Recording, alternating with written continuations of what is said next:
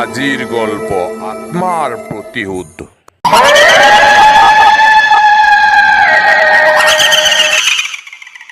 শয়তান কাউরি দুষ্ট ইগল মহারাজ মই আহি আছো মৃত্যুর বাবে প্রস্তুত হত হত।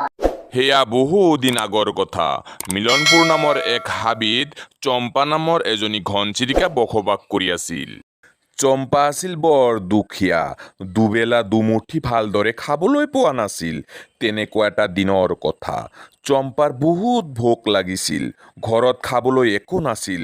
ঘৰত খাবলৈ একো নথকা বাবে চম্পা ওলাই পৰে খাদ্যৰ সন্ধানত। চম্পা খাদ্য বিচাৰি বিচাৰি উপস্থিত হয়গৈ এটা কাউৰীৰ ওচৰত, আৰু এই কাউৰীটো আছিল বৰ নিষ্ঠুৰ আৰু মিছলীয়া। সেই বছৰ কাউৰীটোৱে তাৰ মাটিত বহুত গম ধান খেতি কৰিছিল। সেয়ে চম্পা চৰাইজনীয়ে কাউৰীৰ ওচৰত অলপমান গম ধান খুজিছিল। চম্পা চৰাইয়ে গম ধান খোজা বাবে কাউৰীটোৱে চম্পাৰ ওপৰত বৰ খং কৰিলে। তাৰ পাছত কাউৰীটোৱে চম্পাক ক'লে, মই দান ভাণ্ডাৰ খুলি ৰাখিছো নেকি যে কোনোবাই খাব খুজিলেই খাব দিব লাগিব? এই কথা শুনি চম্পা চৰাইজনী মনত বহুত দুখ পালে। তাৰ পাছত চম্পা চৰাইজনীয়ে কাউৰীক ক'লে, তুমি খাবলৈ নিদিয়া সেইটো ভাল কথা, কিন্তু মই তোমাৰ পৰা ইমান নিষ্ঠুৰ আচৰণ মুঠেও আশা কৰা নাছিলো। নিবিচাৰো তোমাৰ খাদ্য তুমিয়ে খোৱা। এই কথা কৈ চম্পা চৰাইজনীয়ে তাৰ পৰা গুচি গ'ল। চম্পাৰ পৰা এনেকুৱা কথা শুনি কাউৰীটোৰ বৰ খং উঠিল। তাৰ পাছত কাউৰীটোৱে মনে মনে বুদ্ধি সজালে আৰু ঈগল মহাৰাজৰ ওচৰত গৈ চম্পাৰ ওপৰত মিছা অপবাদ দিলে।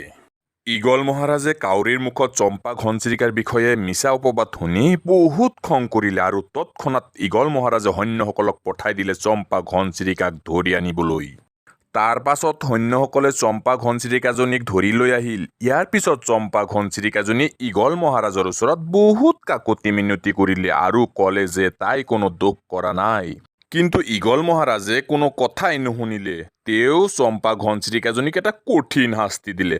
শাস্তিটো ইমানে কঠিন আছিল যে হাবিৰ ওচৰত যিটো গুহা আছিল তাত চম্পা ঘনচিৰিকাজনীক 3 দিন বন্দী কৰি থৈ নোখোৱাকৈ ৰাখিবলৈ আদেশ দিলে। ইয়াৰ পিছত চম্পা ঘনচিৰিকাজনীক সেই গুহাতে বন্দী কৰি ৰখা হ'ল, আৰু তাইক 3 দিন একো খাবলৈ দিয়া নহ'ল। তাৰ পাছত চম্পা ঘনচিৰিকাজনী ভোকৰ যন্ত্ৰণা সহ্য কৰিব নোৱাৰি তাতেই মৃত্যুবৰণ কৰিলে। ইয়াৰ পিছত চম্পা ঘনচিৰিকাজনীৰ প্ৰেতাত্মাটো এটা ডাইনীলৈ ৰূপান্তৰিত হ'ল, আৰু তাইৰ চকুত প্ৰতিশোধৰ জুই জ্বলিল।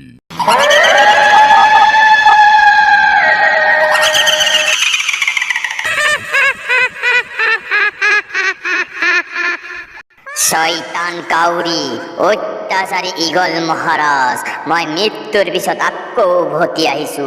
তহঁতে এতিয়া মৃত্যুৰ বাবে সাজু হ। এই বুলি কৈ চম্পা চৰাইজনীৰ আত্মা তাৰ পৰা গুচি গ'ল।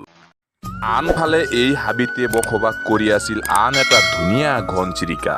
তাই ৰাতি খিৰিকীৰ ওচৰত বহি তৰা গণি আছিল। ঠিক সেই সময়তে চম্পা চৰাইজনীৰ প্ৰেতাত্মা ধুনীয়া ঘনচিৰিকাজনীৰ ৰুমত উপস্থিত হ'ল। ধুনীয়া ঘনচিৰিকাজনী চম্পা চৰাইৰ প্ৰেতাত্মা দেখা পাই বহুত ভয় খালে। ইয়াৰ পিছত চম্পা চৰাইজনীৰ প্ৰেতাত্মাই ধুনীয়া ঘনচিৰিকাজনীক ক'লে, তুমি ভয় নাখাবা। তুমি যদি মোক সহায় কৰা তেন্তে মই তোমাৰ কোনো ক্ষতি নকৰো। তাৰ পাছত চম্পা চৰাইজনীৰ প্ৰেতাত্মাই ধুনীয়া ঘনচিৰিকাজনীক সকলো বিৱৰি ক'লে। সকলো কথা শুনি ধুনীয়া ঘনচিৰিকাজনী কান্দি দিলে। ইয়াৰ পিছত ধুনীয়া ঘনচিৰিকাজনীয়ে ক'লে, মই তোমাক সহায় কৰিম। তেতিয়া চম্পা চৰাইজনীৰ প্ৰেতাত্মাই ধুনীয়া ঘনচিৰিকাজনীক ক'লে যে তাইক য'ত হত্যা কৰা হৈছিল তাই তাতেই সেই শয়তান কাউৰী আৰু দুষ্ট ঈগল মহাৰাজক হত্যা কৰিব বিচাৰে। তাৰ পাছত চম্পা চৰাইজনীয়ে ধুনীয়া ঘনচিৰিকাজনীক এটা বুদ্ধি শিকাই দিলে আৰু ক'লে, তুমি কাউৰীৰ ওচৰলৈ গৈ কবা যে হাবিৰ ওচৰত যিটো গুহা আছে তাত বহুত গুপ্ত ধন আছে। ইয়াৰ পিছত ধুনীয়া ঘনচিৰিকাজনী চম্পা চৰাইৰ প্ৰেতাত্মাৰ কথা মতে কাউৰীৰ ওচৰত আহি উপস্থিত হ'ল, আৰু চম্পাই শিকাই দিয়া কথাটোকে কাউৰীক ক'লে, আৰু কাউৰীটোৱে লোভত পৰি সেই গুহাত আহি উপস্থিত হ'ল। ইয়াৰ পিছত কাউৰীটোৱে ধুনীয়া ঘনচিৰিকাজনীক ক'লে, ক'ত সেই গুপ্তধন? ঠিক সেই সময়তে চম্পা চৰাইজনীৰ প্ৰেতাত্মা আহি তাত উপস্থিত হ'ল। ইয়াৰ পিছত চম্পাৰ প্ৰেতাত্মাই কাউৰীটোক ক'লে যে বহুদিন আগত তাইক ইয়াতে হত্যা কৰা হৈছিল, আৰু এই হত্যাটো কৰা হৈছিল কাউৰীটোৰ বাবেই। ইয়াৰ পিছত কাউৰীটোৰ সকলো ঘটনা মনত পৰি গ'ল। তাৰ পাছত কাউৰীটোৱে ভয়ত চম্পাৰ ওচৰত তাৰ প্ৰাণ ভিক্ষা মাগিলে। কিন্তু চম্পা আৰু ধুনীয়া ঘনচিৰিকাজনী কাউৰীটোক গুহাৰ ভিতৰত বন্দী কৰিলে আৰু ধুনীয়া ঘনচিৰিকাজনী উপস্থিত হ'ল সেই দুষ্ট মহাৰাজৰ ওচৰত আৰু চম্পাই শিকাই দিয়া ধৰণে ঈগল মহাৰাজকো ক'লে আৰু ঈগল মহাৰাজে লোভত পৰি সেই গুহাত আহি উপস্থিত হ'ল। ইয়াৰ পিছত চম্পাৰ আত্মাই ঈগল মহাৰাজ আৰু কাউৰীক সেই গুহাত বন্দী কৰি ৰাখি বাহিৰলৈ ওলাই আহিল আৰু সেই গুহাৰ দৰজা বন্ধ কৰি দিলে আৰু উশাহ নিশাহ বন্ধ হৈ ঈগল মহাৰাজ আৰু কাউৰীটোৰ তাতেই মৃত্যু হ'ল। ইয়াৰ লগে লগে সমাপ্ত ঘটিল চম্পাৰ আত্মাই ল'ব বিচৰা প্ৰতিশোধ। ধনী ঘনচিৰিকা, তুমি বহুত ভাল, তুমি মোক বহুত সহায় কৰিলা। এতিয়া মোৰ যোৱাৰ সময়, মোৰ আত্মাই বহুত শান্তি পালে। মই এতিয়া গুচি গৈ আছো, তুমি ভালে থাকিবা।